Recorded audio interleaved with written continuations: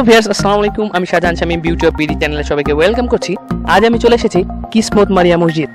এটি কিন্তু বাংলাদেশ প্রত্নতত্ত্ব অধিদপ্তরের তালিকাভুক্ত একটি প্রত্নতাত্ত্বিক নিদর্শন। এটি রাজশাহী জেলার দুর্গাপুর উপজেলার মারিয়া গ্রামে এটি অবস্থিত। এটা কত সালে নির্মাণ করা হয়েছে এ ব্যাপারে কিন্তু সঠিক কোনো ইতিহাস পাওয়া যায়নি, বা এলাকার মানুষও বলতে পারে না। তবে এটার যে নির্মাণশৈলী, এটার যে ধরন, এটা দেখে কিন্তু আন্দাজ করা যায় এটা 1500 সালে এটা নির্মিত হতে পারে। এটা কোনো স্থানীয় মুসলিম দরবেশ নির্মাণ করেছিল, অথবা হতে পারে এটা স্থানীয় কোনো জমিদার কর্তৃক নির্মিত। তো আজকে আমি এইটার উপরেই একটা ভিডিও বানাবো। আর এরিয়াটা খুবই যেহেতু ছোট, আশা করছি ভিডিওটাও অনেক ছোট হবে। আশা করছি যে আপনারা সবাই দেখবেন। তো চলুন শুরু করি। তার আগে একটা কথা, সেটা হচ্ছে যে যারা আমার চ্যানেলে নতুন, এখনো সাবস্ক্রাইব করেনি, অবশ্যই সাবস্ক্রাইব করবেন। আর যারা অলরেডি করে ফেলেছেন, I am very thankful to them.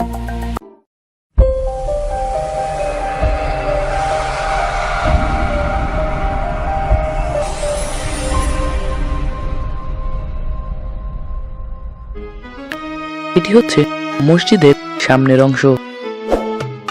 মসজিদটি নির্জন জায়গায় স্থাপিত হয়, এর আশেপাশে তেমন কোনো ঘরবাড়ি নেই।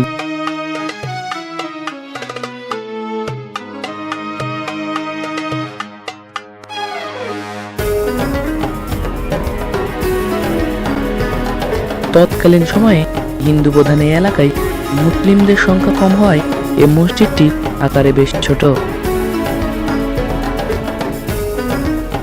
এই মসজিদটিতে রয়েছে 3টি প্রবেশদ্বার এবং 3টি গম্বুজ।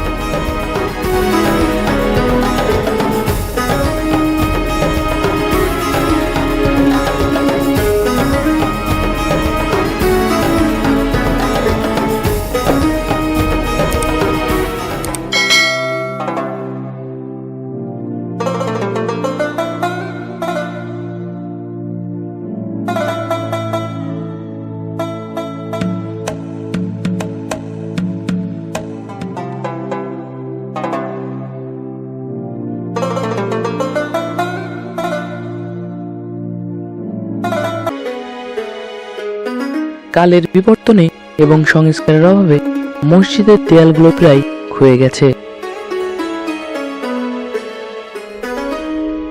এই ক্ষয়ে যাওয়া দেওয়ালে এখনো কিছু শৈল্পিক কর্ম বিদ্যমান। দেয়ালে রয়েছে পোড়ামাটির তৈরি গাছ, ফুল, লতাপাতা ইত্যাদির কারুকার্য।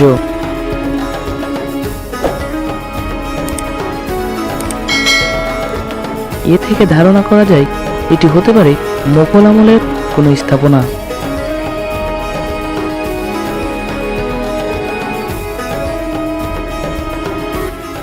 এই মসজিদটি তৈরির সঠিক কোনো ইতিহাস না থাকলেও এই মসজিদটি সম্পর্কে গ্রামের জনগণের মধ্যে অনেক কিংবদন্তি কাহিনী প্রচলিত আছে।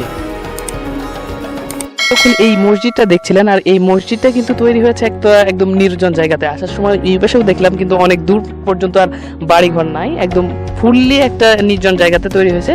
তো আমি যে এইখানকার কারোর সাথে কথা বলবো এরকম কিন্তু মানুষও পাচ্ছিলাম না, বাট ফাইনালি এই ভাইটাকে পাইছি। তো ভাইয়া, আপনার নাম? মোহাম্মদ রাকিব হোসেন। আপনি তো এই এলাকারই আর কি। তো মানে এই মসজিদ সম্পর্কে যে এই কবে আসলে স্থাপিত হয়েছে এটা কিন্তু ইতিহাসও সঠিক বলতে পারে না, বাট এলাকার মানুষের মধ্যে যে একটা কাহিনী বা কিভাবে তৈরি হয়েছে সে ব্যাপারে যদি আপনি একটু কিছু বলতেন। আসলে এই মসজিদটা তৈরি হয়েছে আমারও জন্মের আগে। তো আমরা লোকে মুখে শুনে যে মসজিদটা মানে রাতারাতি তৈরি হয়ে গেছে,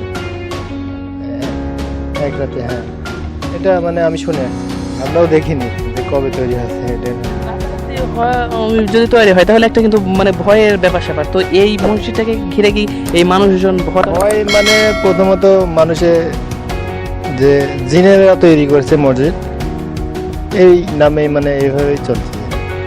আশেপাশে কিন্তু এত মানে মানুষ কিন্তু মানে আশেপাশে কেউ কিন্তু বাড়িঘর করেনি, কিন্তু এদিকে ভয়ই করেনি নাকি এমনিতে এই জায়গাটা? না, এমনিতে এই জায়গাটা ফাঁকা। আর বাড়িঘর করা বলতে গেলে মানে ওই পরিবেশ নাই, এই ধরেন গ্রামগুলো সাইডে পড়ে গেছে আর কি। আচ্ছা ভাই, ধন্যবাদ। আপনার সাথে কথা বলে ভালো লাগলো। তো ভিউয়ার্স, এতক্ষণ আপনি এই যে এই ভাইয়ার সাথে কথা বলছিলাম সেটা শুনছিলেন। তো আজকের মতো এখানেই বিদায় নিচ্ছি। দেখা হবে আগামী সপ্তাহে অন্য কোনো জায়গায়, অন্য কোনো বিউটিফুল প্লেসে। টিল দেন সবাই ভালো থাকবেন, সুস্থ থাকবেন এবং হাসতে